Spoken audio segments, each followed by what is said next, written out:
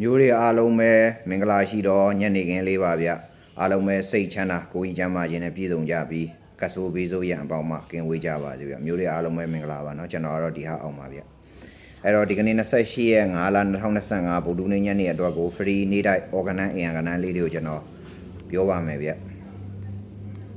အရန်ကဏ္ဍကတော့3438 1343ပေါ့เนาะအရန်ကဏ္ဍက3438 1343ပါဗျအရန်ကဏ္ဍက3438 1343ပါဗျเนาะ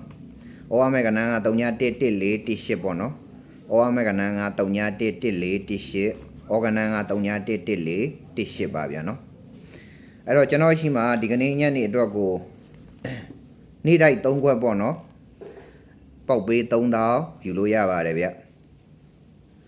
ဒီကနေ့ညနေအတွက်ကိုကျွန်တော်ရှိမှာနေ့တိုင်း3ခွက်ပေါက်ပေး3000ယူလို့ရပါတယ်ဗျ